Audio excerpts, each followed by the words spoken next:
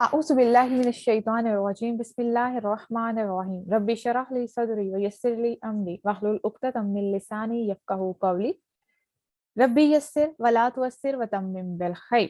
अल्हम्दुलिल्लाह, सूरत अल बकरा को आज से हम स्टार्ट करने जा रहे हैं। सूरत अल फातिहा को हम मुकम्मल कर चुके हैं और सूरत अल फातिहा को उसी के कंटेंट जो है या हम उसी के कहें कि उसी के जो थीम्स हैं उसी के साथ हम सूरत अल बकरा को कनेक्ट करेंगे और इसको समझेंगे, जो कि हम पहली क्लासेस में भी डिस्कस कर चुके हैं कि इस पूरे कोर्स का जो है वो लेआउट क्या होगा। ये थोड़ा सा डिफरेंट है। जैसे हम तर्जुमा तफसीर की क्लासेस करते हैं ना, वो एक अलग तरह से होता है। यहाँ पे थोड़ा सा अलग होता है। यहाँ पे आपको तर्जुमा या तफसीर आया वाइज नहीं करवाई जाएगी कि आया टू आया जो है वो आपको करवाई जाए। यहाँ पे एक थीम होगा, जैसे एक पैराग्राफ है, एक थीम होगा, तो उसी को हम लेके चलेंगे, उसी के ऊपर फिर सारी बात होती है। सूरत अल बकरा, सूरत अल बकरा की आज की क्लास जो है उसमें आप लोग क्या कवर करेंगे या आप लोग क्या पढ़ेंगे, ये सारा कंटेंट आपके सामने है जो आज की क्लास में हम इंशाल्लाह देखेंगे। सूरत अल बकरा का ज़माना नज़ूल, कब नाजिल हुई थी, फिर इसी तरह से सूरा के कुछ नाम के ऊपर बात करेंगे और सूरा की फजाइल क्या है जो मुख्तलिफ अहादीस से मिलते हैं। इसी सूरा में मौजूद एक बहुत ही खूबसूरत आया आयतल कुर्सी, उसकी फजीलत समझेंगे। इसी तरह से आखिरी दो आयात जो हैं उनकी फजीलत क्या है। फिर सूरत अल फातिहा और सूरत अल बकरा का आपस में रब्त क्या है। ये जो किताबी रब्त लिखा हुआ है ना, इट मीन्स के किताब में मुसहिफ में सूरत अल बकरा और सूरत अल फातिहा का आपस में क्या लिंक है। फिर सूरत अल बकरा में ही आगाज और इख्तिताम यानी स्टार्टिंग और एंडिंग में आपस में क्या रब्त है या क्या मफहूम है या क्या ऐसी समझ की चीज है जो हमें मिलती है।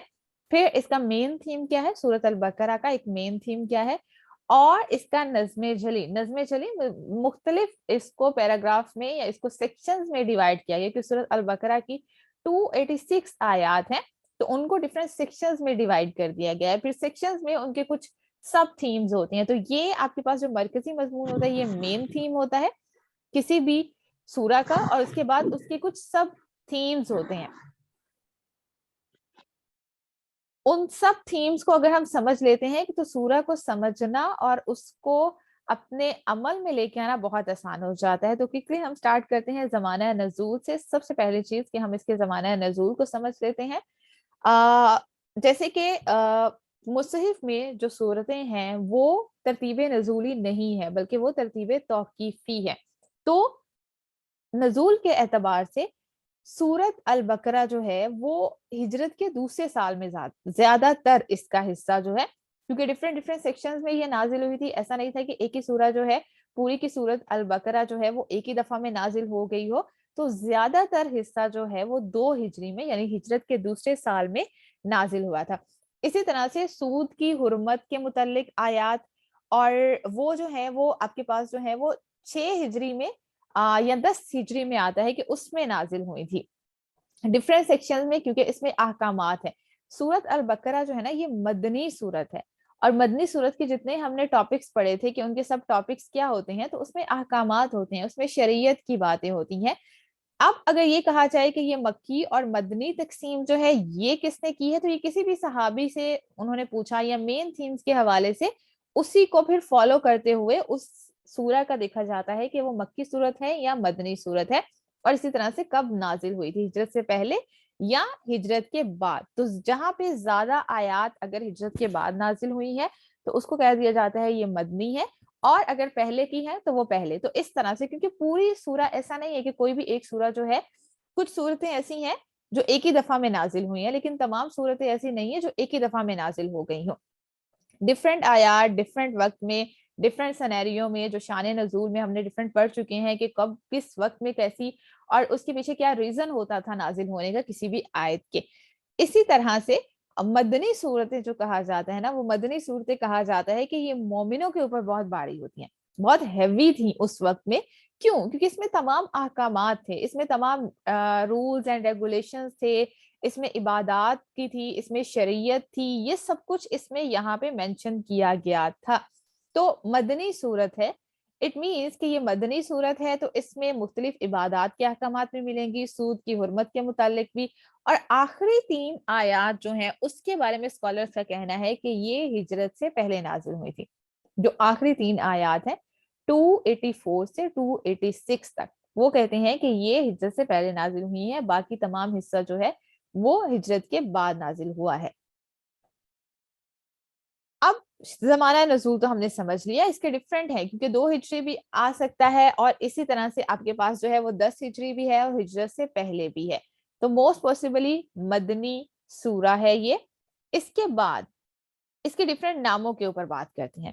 سورہ کے مختلف نام آتے ہیں، مختلف احادیث کے اندر بہت سارے نام آتے ہیں. ان میں سے 3 کے اوپر ابھی ہم بات کریں گے. ایک تو سب سے پہلا نام سورت البقرہ، جس کو ہم پڑھتے بھی ہیں اور مصحف میں بھی یہی نام ملتا ہے. تو سورت البقرہ ہم سب جانتے ہیں کہ اس میں ایک مشہور واقعہ آتا ہے بنی اسرائیل کا، جب انہیں گائے کو ذبح کرنے کا حکم دیا گیا تھا.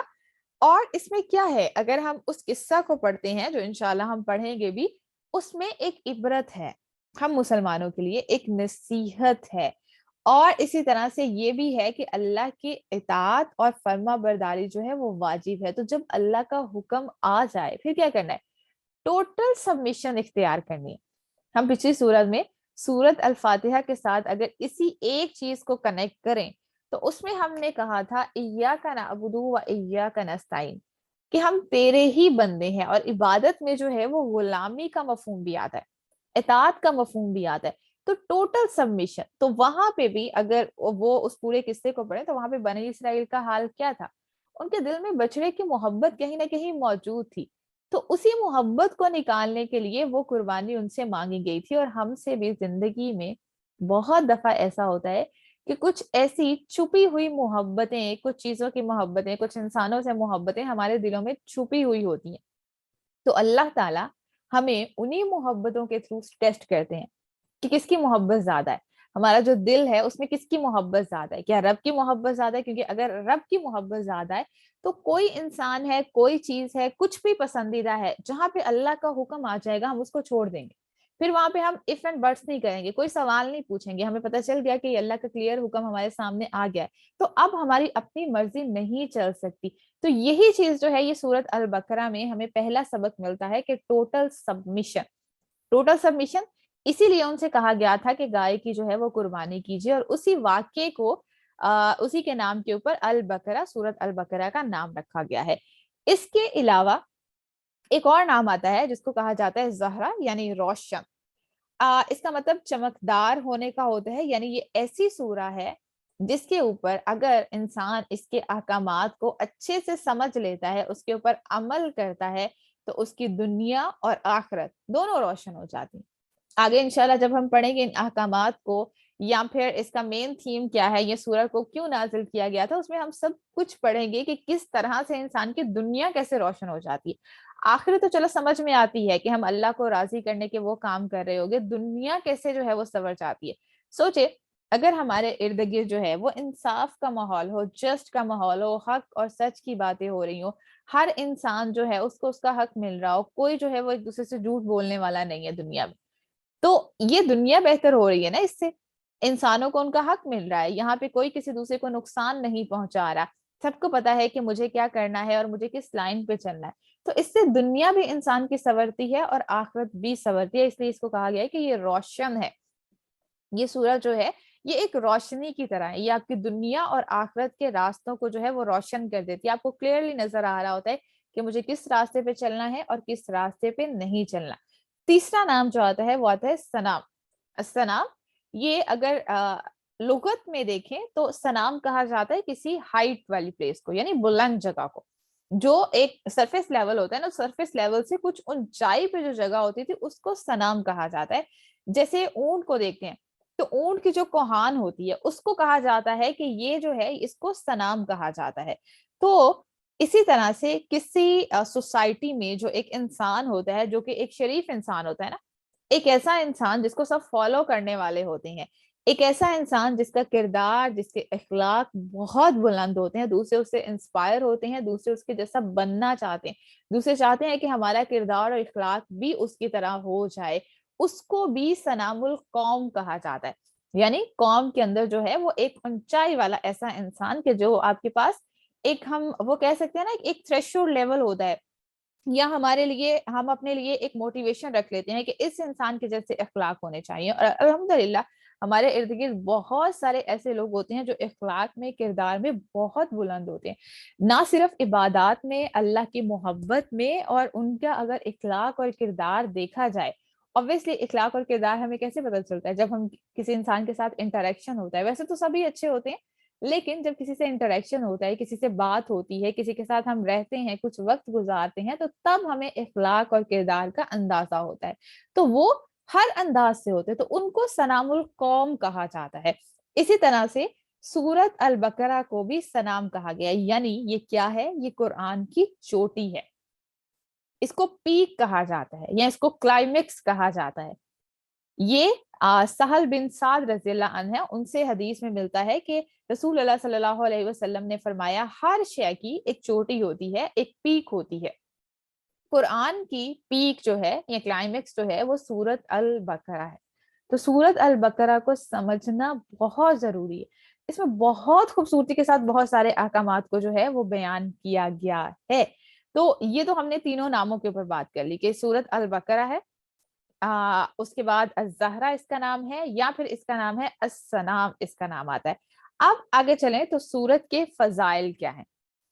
سورت کے فضائل بہت ہی خوبصورت ہے. اگین کہ سورت البقرہ کو جو کہا جاتا ہے, ایک حدیث ایسی ہے جس کو اگر ہم سمجھ لیں, صحیح المسلم میں آتا ہے کہ رسول اللہ صلی اللہ علیہ وسلم نے فرمایا اپنے گھروں کو قبرستان مت بناؤ, یقیناً جس گھر میں سورت البقرہ پڑھی جاتی ہے وہاں سے شیطان بھاگ جاتا ہے. یعنی شیطان وہاں پہ آتا نہیں ہے, اور اگر ہو بھی تو وہ وہاں سے دم دبا کے بھاگ جاتا ہے. اب اس کا کیا مطلب ہے؟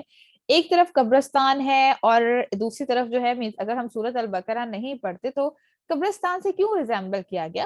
مطلب کسی بھی چیز سے ریلیٹ کیا جا سکتا تھا, کسی سنسان ویران جگہ سے بھی کیا جا سکتا تھا, تو یہ قبرستان سے ہی کیوں ریلیٹ کیا گیا؟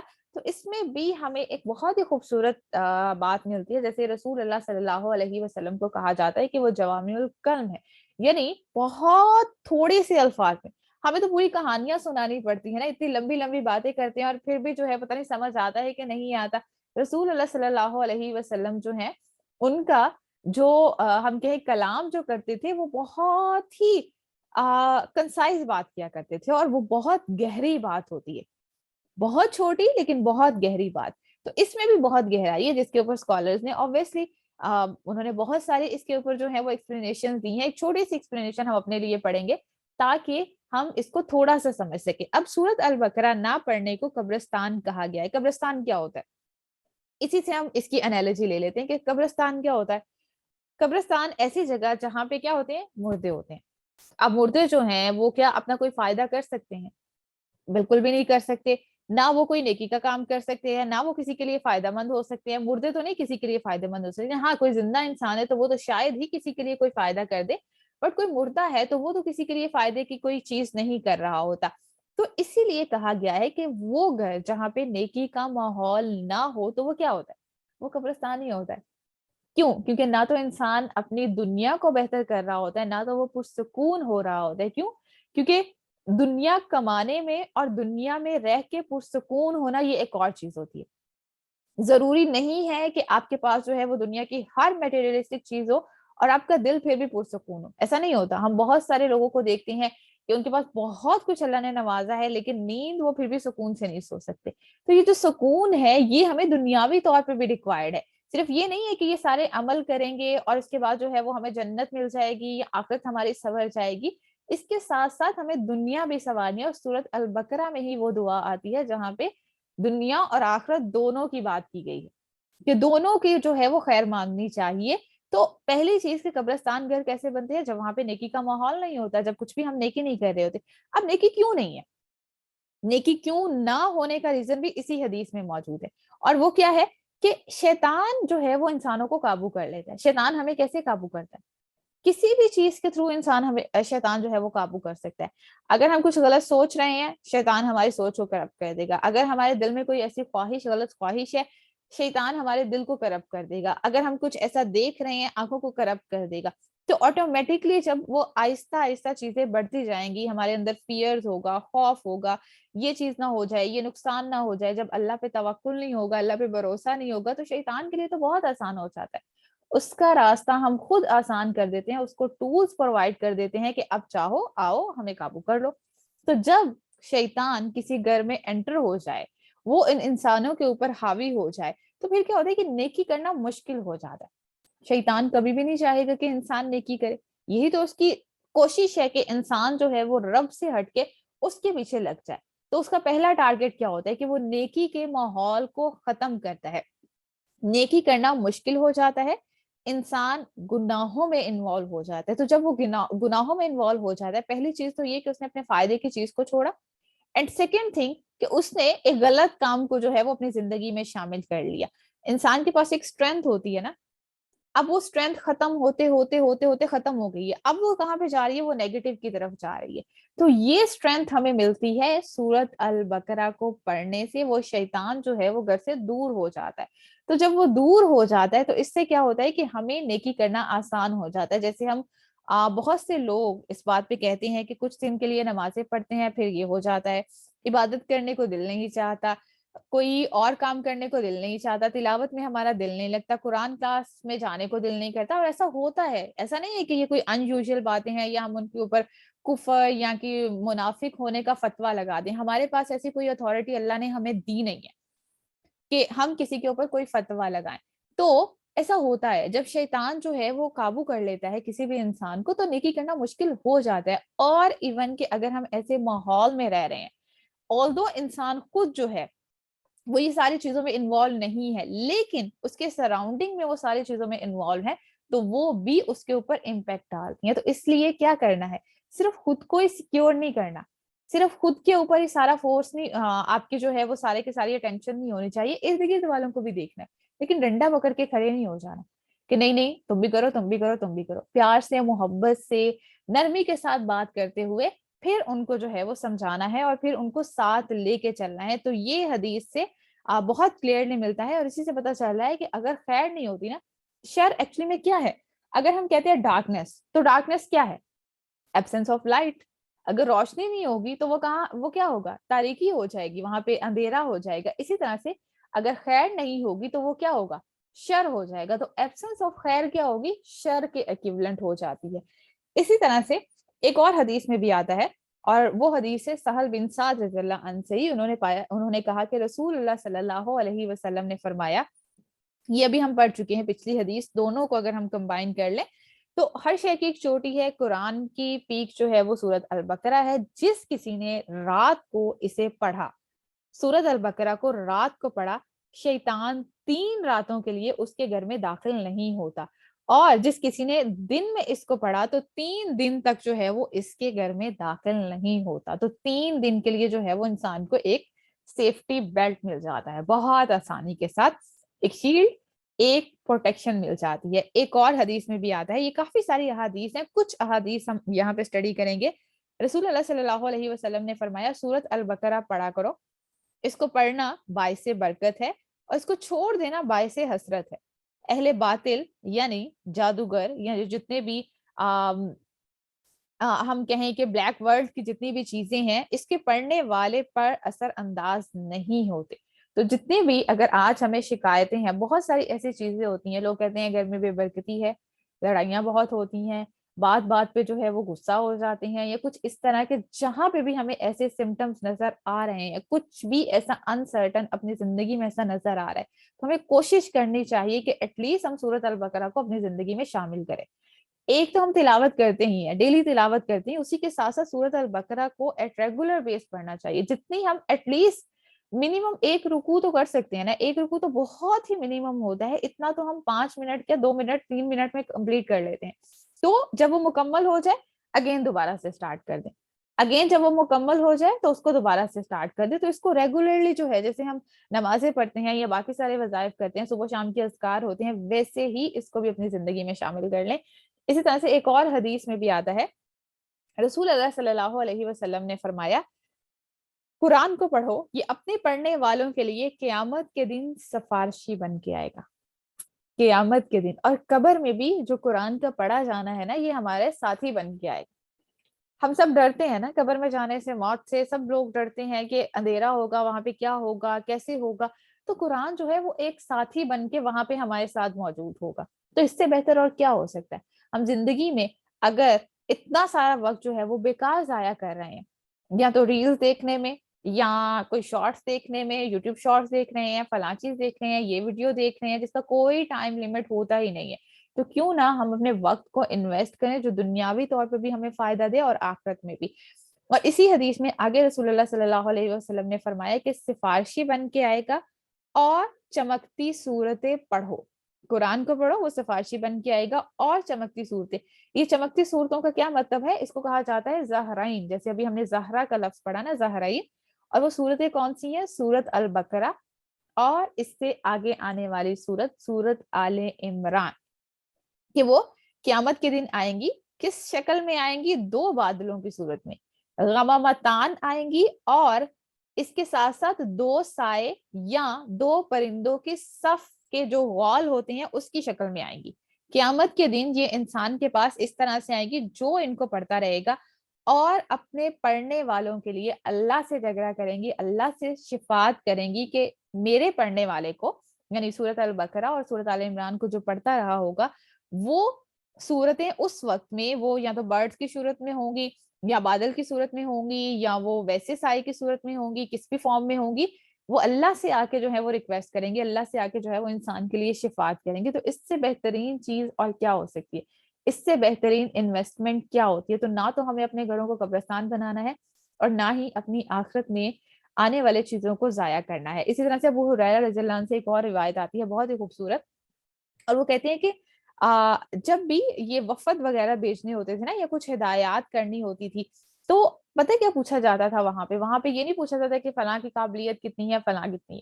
وہاں پہ یہ قابلیت تو obvious سی بات ہے، ایک سیکنڈری لیول پہ اس کو چیک کیا جاتا تھا، لیکن پرائمری لیول پہ یہ چیک کیا جاتا تھا، ان سب سے پوچھا جاتا تھا کہ تم نے قرآن کا کتنا حصہ حفظ کیا.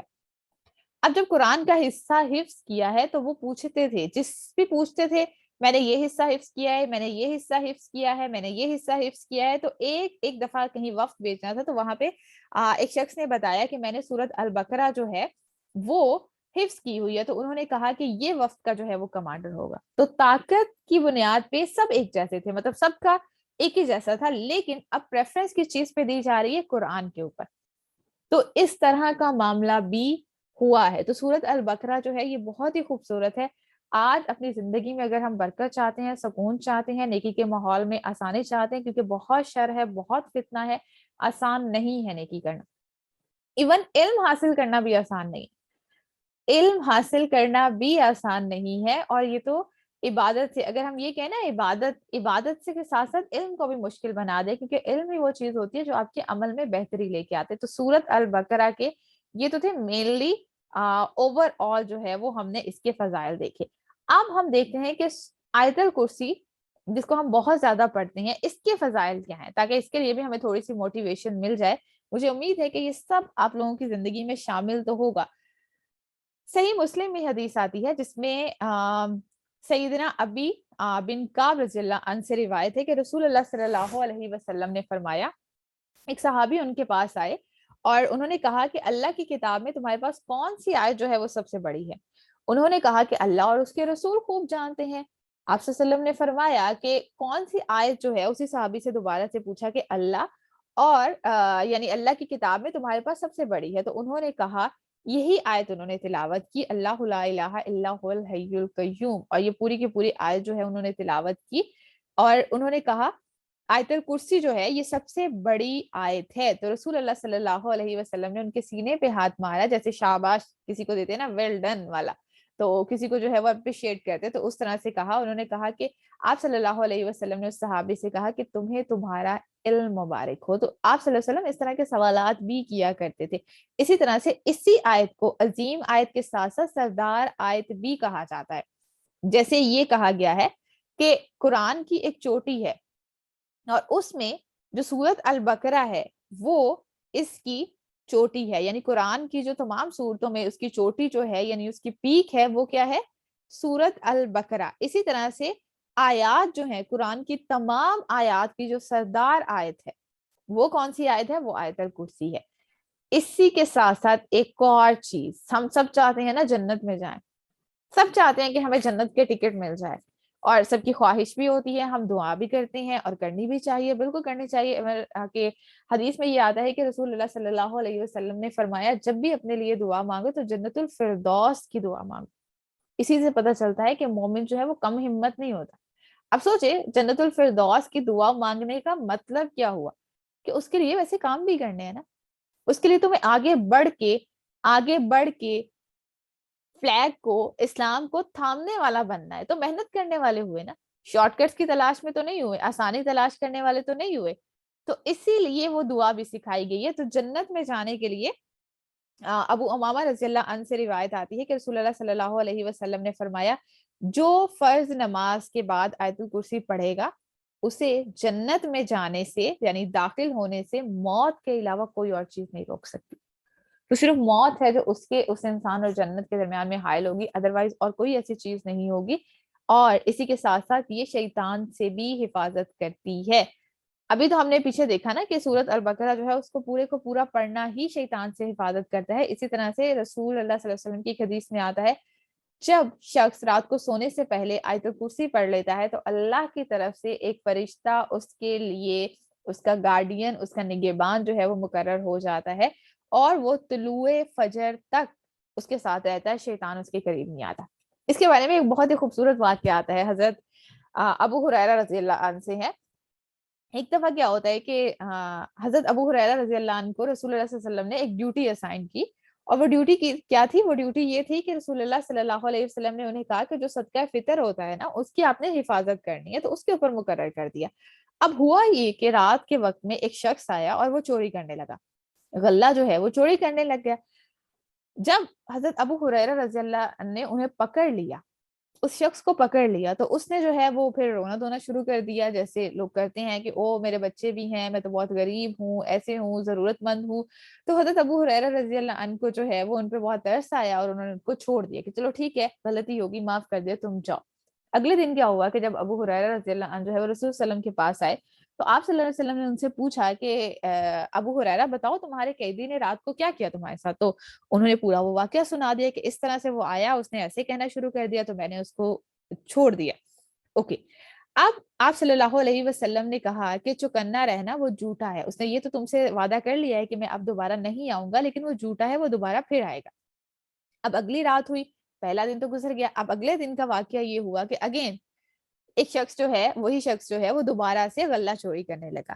ابو ہریرہ رضی اللہ عنہ نے جو ہے وہ دوبارہ سے انہیں پکڑ لیا، تو اس نے پھر یہی کہا کہ نہیں نہیں، مجھے رسول اللہ صلی اللہ علیہ وسلم کے پاس مت لے کے جانا، مجھے کچھ مت کہو، مجھے یہ چھوڑ دو، میں ایسے غریب ہوں، یہ ہوں وہ ہوں۔ حضرت ابو ہریرہ رضی اللہ عنہ کو جو ہے وہ اگین ان کے اوپر ترس آ گیا، ان کے اوپر رحم آ گیا، اور انہوں نے کہا کہ ٹھیک ہے تم جاؤ، لیکن اب تم دوبارہ سے نہیں آنا۔ اب کیا ہوا کہ اگلے دن اگین وہی واقعہ ہوا، رسول وسلم کے پاس گئے، رسول وسلم نے کہا کہ کیا ہوا تھا رات کو جو ہے وہ تمہارے ساتھ کیا واقعہ ہوا تھا؟ تو انہوں نے کہا اس طرح سے ہوا تھا، اس نے مجھ سے ایسے کہا کہ میں غریب ہوں، اس کی شکایت کی اور مجھے اس پہ رحم آ گیا، میں نے اس کو چھوڑ دیا۔ آپ صلی اللہ علیہ وسلم نے کہا ہوشیار رہنا، وہ جھوٹا ہے، پھر آئے گا۔ اب تیسرا دن ہے، تیسری رات ہے، وہی بات دوبارہ سے ہوئی، حضرت ابو ہریرہ رضی اللہ عنہ کے پاس وہ دوبارہ وہی شخص آ گیا۔ اب ابو ہریرہ رضی اللہ عنہ نے کہا کہ تم تو بہت جھوٹے ہو، تم تو بالکل بھی قابل اعتبار نہیں، اب تو تمہیں میں رسول اللہ صلی اللہ علیہ وسلم کے پاس جو ہے وہ ضرور لے کے جاؤں گا، کیونکہ تم ہر بار یہی کہتے ہو، 2 دن سے یہی کام کر رہے ہو، میں نہیں آؤں گا، پھر آ جاتے ہو، اپنی بات سے مکر جاتے ہو، تو اب تو میں تمہیں نہیں چھوڑنے والا۔ اس شخص نے کیا کہا آگے سے، اس نے کیا جواب دیا؟ اس نے کہا کیا ایسا نہ میں کروں کہ تمہیں کچھ ایسے جو ہے وہ کلمات سکھا دوں جس سے جو ہے وہ تمہیں فائدہ ہو جائے۔ اور وہ کلمات کیا ہیں؟ وہ شخص کہنے لگا کہ جب تم سونے لگو تو آیت الکرسی پڑھ لیا کرو، اللہ کی طرف سے ایک نگہبان فرشتہ جو ہے وہ مقرر ہو جائے گا، صبح تک شیطان تمہارے پاس نہیں آئے گا۔ تو جب اس نے یہ کہا تو حضرت ابو ہریرہ رضی اللہ عنہ نے اس کو چھوڑ دیا۔ صبح ہی رسول اللہ صلی اللہ علیہ وسلم کے پاس کے آپ صلی اللہ علیہ وسلم نے کہا ابو ہریرہ کیا واقعہ ہوا تھا رات کا، ماجرا تو سناؤ۔ تو جب انہوں نے ساری بات سنائی تو آپ صلی اللہ علیہ وسلم نے کہا کہ اس نے بات سچی کہی ہے، حالانکہ وہ جھوٹا ہے، हुआ कज़्ज़ाब, लेकिन उसने बात सच्ची कही है। तो फिर आप सल्लल्लाहु अलैहि वसल्लम ने कहा कि अबू हुरैरा तुम्हें पता है कि 3 रातों से तुम्हारे पास वो शख्स कौन आ रहा था? अबू हुरैरा रज़ियल्लाहु अन्हु ने कहा कि नहीं, मुझे तो नहीं, मैं तो नहीं जानता। तो आप सल्लल्लाहु अलैहि वसल्लम ने फरमाया ज़ालिका शैतान, वो शैतान था। तो शैतान खुद बता के गया अबू हुरैरा रज़ियल्लाहु अन्हु को कि ये पढ़ लो और मुझसे जो है वो तुम्हें निजात मिल जाएगी। देखें, तभी रसूलुल्लाह सल्लल्लाहु अलैहि वसल्लम ने कहा वो शख्स तो झूठा है, यानी वो है तो झूठ बोलने वाला, उसके जितने दावे हैं इससे कोई ये नहीं कह सकता कि उसकी सारी बातें सच्ची होंगी। नहीं, वो है झूठा, बाकी सारी बातें झूठी करता है। सारे जो जितने भी आपको ड्रीम दिखाता है या आपके साथ दावे करता है, वादे करता है, सब उसके झूठे हैं। लेकिन ये बात जो उसने कही है ये सच्ची कही कि अगर कोई शख्स आयतल कुर्सी पढ़ लेगा तो उसकी जो है वो हिफाजत हो जाएगी। अब शैतान से हिफाजत, ये चारों चीजें पढ़ ली, तो इसलिए बहुत जरूरी है आयतुल कुर्सी और सूरत अल बकरा को भी मुकम्मल पढ़े, और रात को सोने से पहले रात के अज़कार में भी शामिल है। आखिरी दो आयात की फजीलत आखिरी दो आयात की फजीलत ये है कि हदीस में आता है रसूलुल्लाह सल्लल्लाहु अलैहि वसल्लम के पास जिब्राईल अलैहिस्सलाम बैठे थे, और जिब्राईल अलैहिस्सलाम ने जो है वो ऊपर की तरफ से दरवाजा खुलने की आवाज सुनी। अब ऊपर की तरफ दरवाजा छत से तो नहीं खुला होगा ना, आसमान की तरफ की बात की जा रही है कि आसमान से जो है, आसमान की तरफ अपना सर उठाया और एक दरवाजा खुलने की आवाज सुनी। फिर जिब्राईल अलैहिस्सलाम ने रसूलुल्लाह सल्लल्लाहु अलैहि वसल्लम से कहा कि ये दरवाजा आसमान का आज से पहले कभी नहीं खुला। कितने अंबिया आ चुके हैं ना, कितना वही का सिलसिला आ चुका है। आज से पहले ये दरवाजा कभी नहीं खुला। और उस दरवाजे से फिर एक फरिश्ता नीचे आया। हजरत जिब्राईल अलैहिस्सलाम ने कहा ये फरिश्ता आज से पहले दुनिया में कभी नहीं आया। और फिर वो फरिश्ता जो है उसने रसूलुल्लाह सल्लल्लाहु अलैहि वसल्लम को सलाम किया और कहा आपको 2 नूर मुबारक हो। अब वो 2 नूर कौन से है? आप सल्लल्लाहु अलैहि वसल्लम से, और यही साथ में कहा कि आप सल्लल्लाहु अलैहि वसल्लम से पहले किसी नबी को ये नहीं दिया गया। ये 2 नूर जो है, ना वो दरवाजा खुला था, ना वो फरिश्ता कभी दुनिया में आया था, और ना ही ऐसी कोई आयत जो है वो किसी और को दी गई थी। और वो कौन सी थी? ये 2 नूर फातिहतुल किताब यानी सूरत अल फातिहा, जिसके ऊपर हम पहले भी बात कर चुके हैं, और इसी के साथ साथ सूरत अल बकरा का आखिरी हिस्सा। ये आखिरी 2 आयात जो हैं ये इनका बहुत ज्यादा सवाब है और रात को भी पढ़नी चाहिए। इसीलिए रसूल अल्लाह सल्लल्लाहु अलैहि वसल्लम ने फरमाया सूरत अल बकरा की आखिरी आयतें रात में पढ़ लें, वो उसको हर आफत से बचाने के लिए काफी हो जाएंगे। तो आयतल कुर्सी आखिरी 2 आयत ये बहुत जरूरी है। अगर हम इवन ये भी एक हदीस में नहीं है, हाफिज इब्ने हजर रहमाहुल्लाह ने कहा है कि ये दोनों आयतें इंसान और जिन यानी इंसो जिन के शर से बचने के लिए काफी हो जाती हैं, और इसके अजर सवाब में क़यामुल लैल से भी कफायत करेंगे। तो अगर कोई शख्स क़यामुल लैल नहीं कर सकता तो एटलीस्ट उसे ये कोशिश करनी चाहिए कि वो इन 2 आयात को रात में जरूर पढ़ ले। तो ये इसके फजाइल के ऊपर बात कर लेंगे कि ये कोई मामूली सूरा नहीं है जिसको हम आगे पढ़ने जा रहे हैं। अब हम चलते हैं सूरा का रब्त, कि कुरान की सूरा में जैसे किताबी रब्त की हमने बात की है, तो पिछली सूरा के साथ इसका रब्त क्या है? 2 एंगल से हम बात करेंगे और दोनों एंगल्स आपस में भी सिंक्रोनाइज है। अगर सूरत अल फातिहा की बात करें तो सूरत अल फातिहा में एक आयत हमने पढ़ी थी, इय्याका नअबुदु व इय्याका नस्तईन, ए अल्लाह हम तेरी ही इबादत करते हैं और तुझ ही से मदद मांगते हैं। सूरत अल बकरा में आगे हम जाएंगे तो वहां पे आयत आती है जिसमें फेले अमर को इस्तेमाल किया गया है, या अय्युहन्नासु उबुदु रब्बकुम, कि ए लोगो, तमाम इंसानों से कहा जा रहा है कि अपने रब की इबादत करो। इबादत का हुक्म दिया जा रहा है और इबादत का तरीका भी बताया जा रहा है, और रिमाइंडर के तौर पे सिर्फ मुसलमानों से नहीं कहा जा रहा बल्कि तमाम इंसानों से कहा जा रहा है कि इबादत करो। हमने पीछे कहा ना कि हम तेरी ही इबादत करते हैं, तो रिमाइंडर भी दिया, दोबारा से रिमाइंडर मिल रहा है कि इबादत करो और रब की इबादत करो। अल्लाह का हवाला दे दिया कि किसकी इबादत करनी है? अपने रब की इबादत करो। और यही मफहूम हम सूरत अल फातिहा में भी पढ़ चुके हैं कि तौहीद रबूबियत की पहले हमने बात की कि रब्बिल आलमीन का जिक्र था, और फिर उसके बाद कहा कि इय्याका नअबुदु व इय्याका नस्तईन, कि हम तेरी ही मदद करते हैं, तो तौहीद अलूहियत भी उसमें शामिल हो गई। तो यहाँ पे सूरत अल बकरा के इस मुकाम के ऊपर पहला मुकाम यानी आयत नंबर ये 20 या 21 है, जहां पे पहले 3 ग्रोह का जिक्र खत्म हो जाता है, फिर उसके बाद जो है डायरेक्टली 3 گروہ کے ذکر کرنے کے بعد تو یہی انسانوں کے 3 گروہ کا ہے. تو پہلا لنک جو ہے وہ عبادت کے حوالے سے ہے, کیونکہ عبادت کے تمام طریقے یہاں پہ موجود ہیں. اگر ہم سورت کو پڑھیں گے, اور پہلے سے بھی آپ لوگوں کو بہت سارا نالج اس بارے میں ہوگا کہ اس میں تمام تر احکامات ہیں, جہاد کے بھی, نفاق کے بھی, انفاق خرچ کیسے کرنا ہے, یا روزے کیسے رکھنے ہیں, حج کیا ہے, اور اس کے علاوہ آئلی زندگی یعنی ازدواجی زندگی کے بارے میں, ایون کے ڈیورس کے کیا ہیں, عدت کے کیا ہیں. تو تمام تر احکامات جو ہیں وہ یہاں پہ موجود ہیں. تو احکامات ٹوٹل سبمیشن کیسے اختیار کرنی ہے وہ یہاں پہ سورت البقرہ کے ساتھ ہے. اب جب عبادت بتا دیا گیا کہ عبادت کرو, تو اب عبادت کے لیے جو ہے, عبادت کرنے کے لیے کوئی رول ماڈل بھی تو ہونا چاہیے نا, کس کے جیسی عبادت کرے. تو پچھلی سورت میں اگر ہم دیکھیں تو سورت الفاتحہ میں 3 گروپس مینشن کیے گئے تھے. پہلا گروپ کون سا تھا؟ وہ جن لوگوں پہ انعام کیا تھا یعنی مومنین. دوسرا جو جن پہ اللہ کا غضب ہوا تھا یعنی یہود, جنہوں نے اللہ کی بات سے انکار کر دیا تھا. اور تیسری کیٹیگری کون تھی؟ ضالین یعنی نصارہ, جنہوں نے حق جان کے بھی اس کو جھٹلا دیا تھا یعنی وہ گمراہ ہو گئے تھے. اب یہ تینوں سیکشن جو ہیں وہ سورت الفاتحہ کی آخری آیت میں مینشن ہے. اور اگر ہم دیکھیں کہ سورت البقرہ کو جہاں سے سٹارٹ کیا جا رہا ہے وہاں پہ یہی تینوں کیٹیگریز مینشن کر دی گئی. تو وہاں پہ بتا دیا گیا کہ یہ 3 کیٹیگریز ہیں, ان تینوں کیٹیگریز میں سے یا تو مومن بننا ہے. سورت البقرہ میں بھی دیکھیں تو پہلے تھیم میں ہی ہم جان لیں گے کہ مومن, منافق یا کافر. کہ مومن وہ ہے جو اللہ کے راستے پہ ہے, منافق وہ ہے جو سیدھے راستے سے ہٹ کے گمراہ ہو گیا ہے, پتہ ہے سیدھے راستے کا لیکن گمراہ ہو گیا ہے. پھر اس طرح سے کفار جو اللہ کو مانتے ہی نہیں ہیں, ان کا دل جو ہے وہ کور ہو چکا ہے, وہ ڈس بلیورز ہیں. تو یہ چیز جو ہے وہ یہاں پہ مینشن کر دی گئی. کیوں؟ کیونکہ وہاں پہ ہدایت کی دعا بھی کی تھی. تو عبادت وہاں پہ ایاک نعبد و ایاک نستعین, یہاں پہ فعل امر کے ساتھ اللہ نے کہہ دیا کہ عبادت کرو, تمام انسانوں سے کہہ دیا گیا کہ عبادت کرو. پھر وہاں پہ 3 گروہ کا ذکر تھا کہ یہ 3 گروہ ہیں, یہاں پہ اس کی ڈیٹیل مینشن کر دی کہ وہ 3 گروہ جو ہیں وہ کس طرح سے ہوتے ہیں.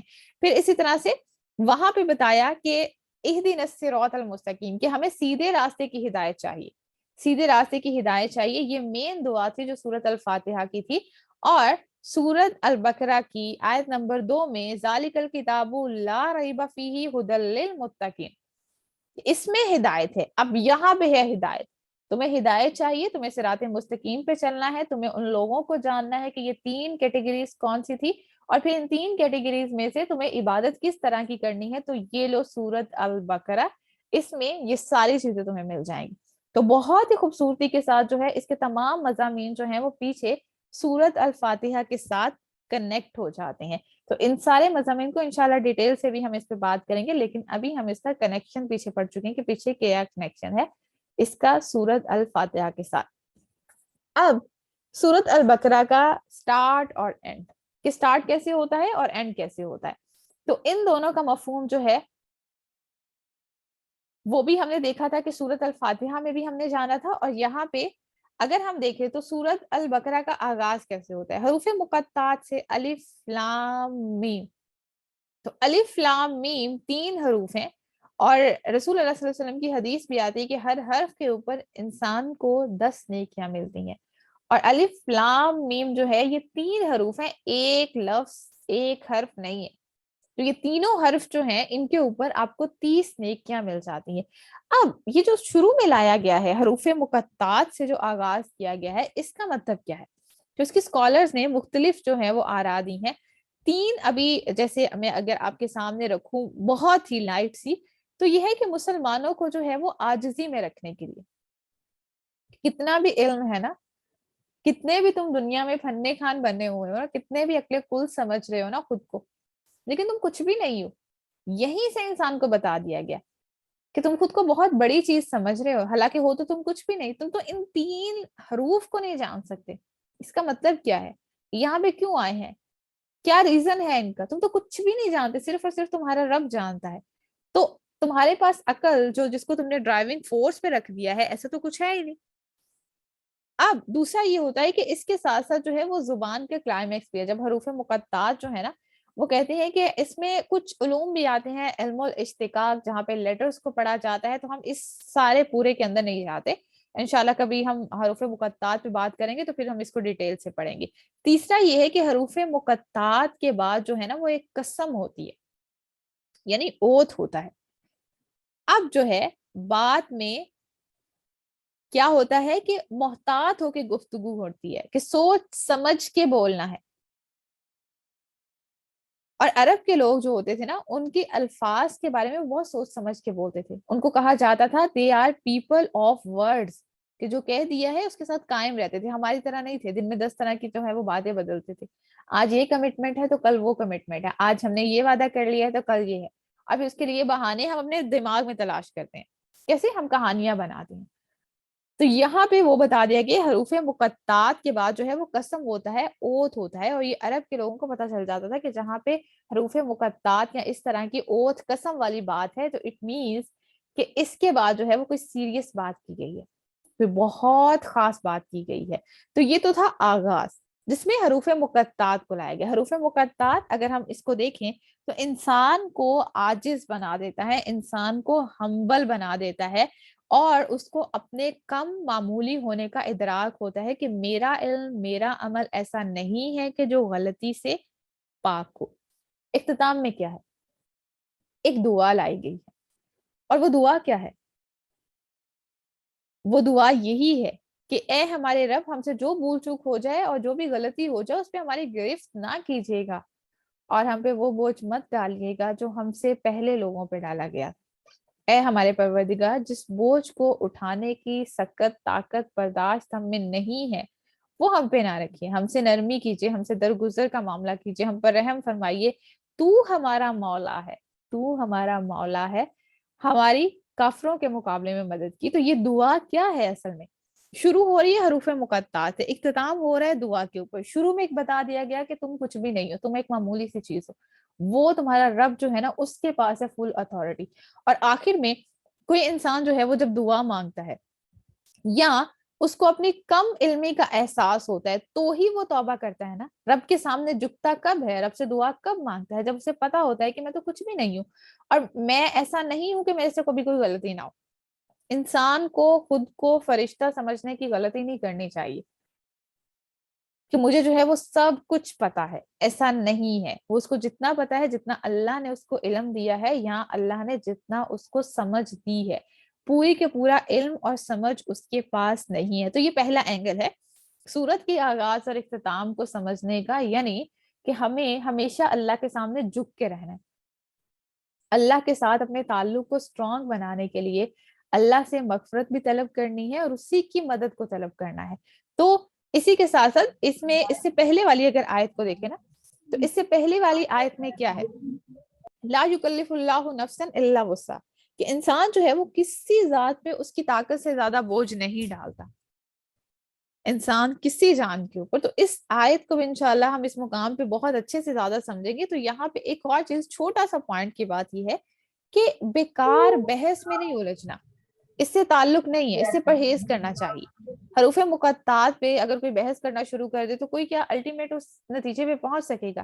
ہرگز نہیں پہنچ سکے گا. تو جب اللہ نے ایک چیز سے جو ہے وہ آپ کو غافل رکھا ہے، بے خبر رکھا ہے، تو ایویں اس میں اپنے آپ کو انویسٹ نہیں کرنا چاہیے، اپنے آپ کو اس کام میں نہیں لگا دینا چاہیے، کیونکہ اللہ نے تو وہ آپ کو بوجھ نہیں ڈالا.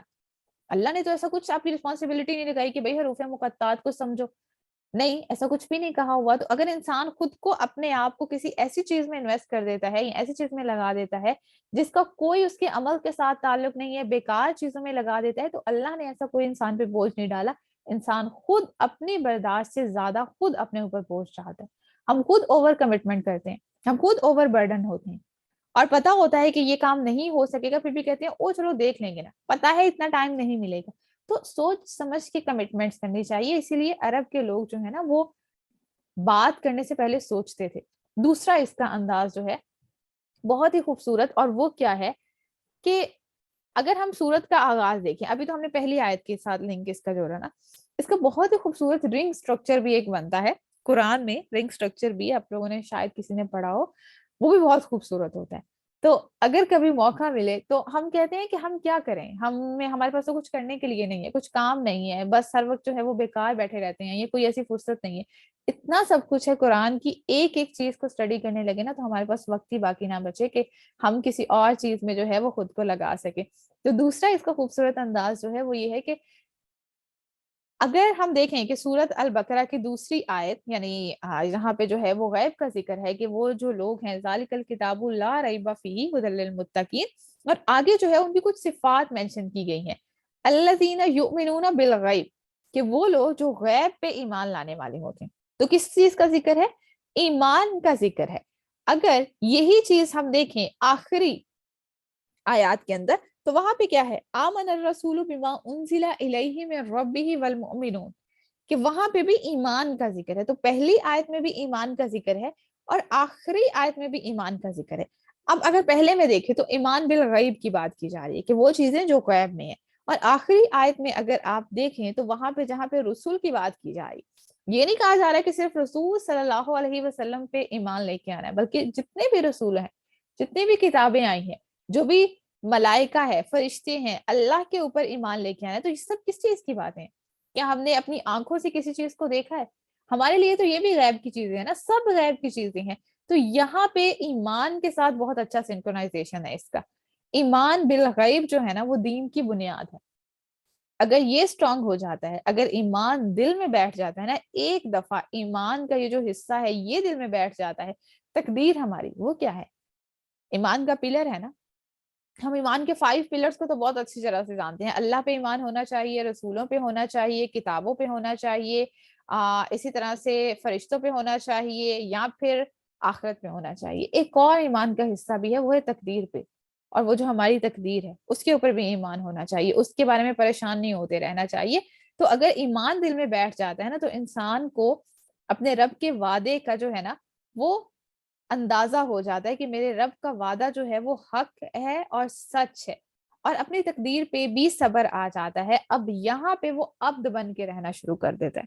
تو ایمان بالغیب کا بہت ہی خوبصورت جو ہے وہ یہاں پہ لنک بنتا ہے، اور ایسا بندہ بنتا ہے پھر کہ جو اللہ کو پسند آ جائے. ہم سب کی دعا ہے اللہ سے کہ اللہ تعالیٰ ہمیں ویسا بندہ بنا دے.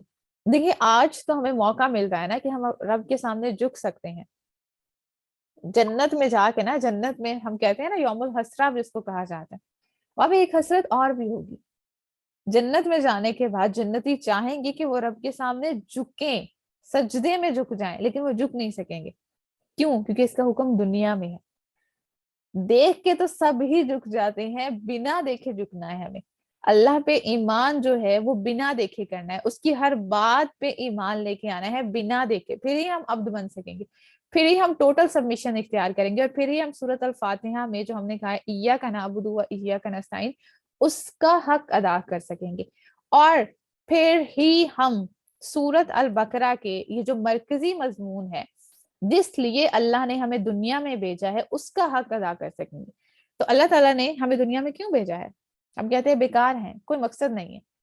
خلافت دی ہے انسان کو، یہاں پہ سزا کے طور پہ نہیں بھیجا، بلکہ ایک مقام دیا ہے، ایک مرتبہ دیا ہے، ایک منصب دیا ہے.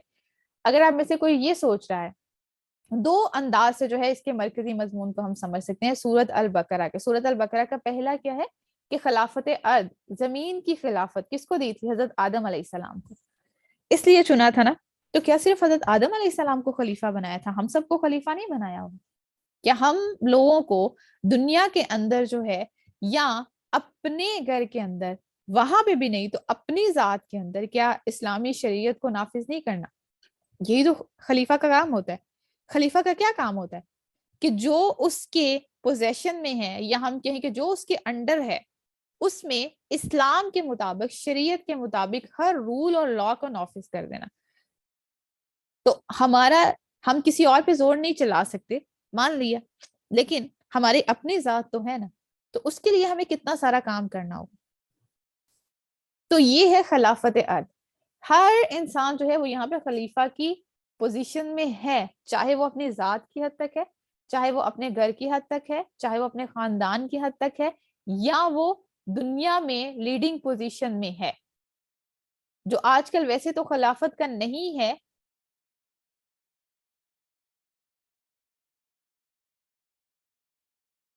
لیکن خلافت ارض تو زمین کی خلافت دی تھی. خلافت کا منصب سوچیں کتنی بڑی رسپانسبلٹی ہے نا یہ انسان کے اوپر. اور ہم کہتے ہیں ہم تو بیکار ہیں بھائی, کوئی مقصد ہی نہیں ہے زندگی میں. ہم اکثر سوال پوچھتے ہیں نا کہ زندگی میں مقصد کیا ہے, یا کیا کرنا چاہیے, کیا نہیں کرنا چاہیے. یہ ایک چھوٹا سا مقصد اپنا لیں, آٹومیٹکلی ساری چیزیں جو ہیں وہ ریفائن ہونا شروع ہو جائیں گی, آٹومیٹکلی سارے راستے جو ہیں وہ کلیئر ہونا شروع ہو جائیں گے. تو خلافت ارض کہ جب اللہ تعالیٰ نے کہا تھا فرشتوں سے کہ میں جو ہے وہ زمین میں اپنا نائب بنانے والا ہوں, تو وہ صرف حضرت آدم علیہ السلام کے لیے نہیں تھا, وہ ہم سب کے لیے بھی آج ہماری بھی ڈیوٹی ہے. تو 3 کام ہے انسان کی کرنے کی. اگر میں ایک جسٹ ون لائنر آپ کو ایکسپلین کر دوں نا, تو انسان کی زندگی کا مقصد کیا ہے, یا دنیا میں آنے کا مقصد کیا ہے. ایک تو خلافت ہے, دوسرا عبادت ہے, اور تیسرا کیا ہے, عمارت. عمارت کیا ہوتا ہے, ان چیزوں کو اسٹیبلش کرنا. جو دنیا کی جو عمارت ہم بناتے ہیں, کچھ چیز اسٹرکچر بناتے ہیں, تو اٹ مینس کہ ایک اسٹرکچر بنانا, ایسا ایک نظام ایسا بنانا, چاہے وہ کسی ہم آرگنائزیشن میں بنا رہے ہیں یا اپنی ذات کے لیے بنا رہے ہیں, خود کو ڈسپلن کر رہے ہیں, خود کو آرگنائز کر رہے ہیں, جس کی ہمیں آج بہت زیادہ ضرورت ہے. تو خلافت ارض, اور دوسرا امامت کی تبدیلی. اگر یہاں پہ ہم دیکھیں تو امامت کی تبدیلی کیسے ہوئی تھی, بنی اسرائیل سے بنی اسماعیل میں شریعت کو ٹرانسفر کر دیا گیا تھا. امامت اب جو ہے وہ بنی اسرائیل سے بنی اسماعیل میں شفٹ ہو گئی تھی. تو یہ سارے پوائنٹس جو ہیں وہ انشاءاللہ ہم پڑھیں گے کہ کیسے ہوا تھا, کیا ہوا تھا, اور اس کی ریزنز کیا تھیں, اور یہ جو خلافت ارض ہے اس کی شرائط کیا ہے, اور اس کے احکامات کیا ہیں. یہ ساری چیزیں جو ہیں سورۃ البقرہ میں بیان کی گئی ہیں. اس کے بعد اس کا آخری حصہ آج کی کلاس کا ہمارا انشاءاللہ, پھر اگلی کلاس میں جو ہے وہ ہم ان سب ٹاپکس کو ڈیٹیل سے پڑھیں گے. سورۃ البقرہ کو جو ہم اسٹڈی کریں گے وہ 4 سیکشن میں اسٹڈی کریں گے. پہلا حصہ اگر آپ دیکھیں تو وہ آیت نمبر 1 سے 39. انشاءاللہ نیکسٹ کلاس میں ہم اس میں ڈیٹیل سے بات کریں گے. ابتدائی حصے میں کیا ہے, توحید کا منصب یا پھر خلافت ارض, جس کی ابھی ہم نے مرکزی مضمون کی بات کی, مین تھیم کی, وہ کس طرح سے تھا, اور اس میں کون سے بہت سارے ایسے ورڈز بہت ہی خوبصورتی کے ساتھ جو ہیں وہ موتی پروئے ہوئے ہیں, تو ان کو دیکھیں گے کہ یہ کس طرح سے پہلا حصہ اس میں مکمل ہوتا ہے. پھر دوسرا حصہ جو ہے اس میں بہت سارے سب ٹاپکس بھی آتے ہیں. دیکھیں اب یہ والا جو ہم نے سورۃ الفاتحہ کو اسٹڈی کیا تھا نا, وہاں پہ ہم نے تھوڑا سا ڈفرینٹ انداز میں کیا تھا, کیونکہ وہ ایک چھوٹی سورہ تھی, 1 بائی 1 ایک ایک آیت کو ہم پڑھتے گئے تھے, اور بہت کنوینئنٹلی بہت آسانی سے ہم نے اس کو مکمل کر لیا تھا. یہ تھوڑی لیندی ہے, تو اس میں جو ہے وہ ہم مین ٹاپکس کے اوپر رہیں گے. پہلا حصہ اس کے کچھ سب ٹاپکس ہوں گے, پھر دوسرا حصہ اس کے کچھ سب ٹاپکس ہوں گے جس کو ہم اسٹڈی کریں گے. دوسرا حصہ اس میں بنی اسرائیل کو ہم اسٹڈی کریں گے, ان کا نیچر یا قرآن نے کس طرح سے مینشن کیا گیا ہے, ان کے خلاف جو فرد جرم عائد کی گئی ہے, یا ان کا کیا ایسا جرم تھا, ان کے اسباب کیا تھے, ان کی نشاندہی ہوگی. پھر اسی طرح سے امامت کے منصب سے کیوں ہٹایا گیا انہیں, کیوں بنی اسرائیل سے اتنے سالوں سے پوری چین انبیاء کے ان میں آ رہی تھی, اور اب کیوں ایسا جو ہے وہ کیا گیا کہ اب جو ہے وہ شفٹ کر دیا گیا, اور اب یہ بنی اسماعیل کے پاس آ گئی. تھرڈ حصہ جو کہ آیت نمبر 143 سے 283 میں ہے, بہت ہی خوبصورت. دوسرے حصے میں کیا پڑھیں گے کہ بنی اسرائیل نے ایسا کیا کیا تھا, ان کے کام کیا تھے, یا انہوں نے کس طرح سے کیا کچھ کرتے رہے تھے. تیسرے حصے میں مسلمانوں کے کرنے کے کام ہے, کہ اب جو شریعت تمہیں دی جا رہی ہے, امت مسلمہ کو جو امام بنایا گیا ہے, جو امت وسط بنایا گیا ہے, آخری شریعت کے احکامات دیے گئے ہیں, تو اب اس کے کیا تقاضے ہیں, وہ کیا احکامات ہیں. اور فورتھ حصہ یعنی کہ اس کا آخری حصہ جو کہ 2 سے 3 آیات میں مشتمل ہے, جس میں بہت ہی چند اہم اصول ہے, یعنی بہت ایسے گولڈن رولز ہیں جس کے اگر ہم ان کو فالو کر لیتے ہیں تو امت مسلمہ جو ہے, جو آج بہت ہی پسی ہوئی اور بہت ہی کمزور ہمیں نظر آ رہی ہے, وہ کس طرح سے جو ہے وہ دوبارہ سے اٹھ کھڑی ہو سکتی ہے. تو یہ ساری چیزیں جو ہیں وہ سورۃ البقرہ میں موجود ہیں. انشاءاللہ اس کو 1 بائی 1 4 کلاسز ہیں, انشاءاللہ 4 سیکشن میں ہمارا یہ حصہ جو ہے وہ کور ہو جائے گا. جی اب اس میں سے کوئی سوال ہے تو وہ آپ پوچھ سکتے ہیں.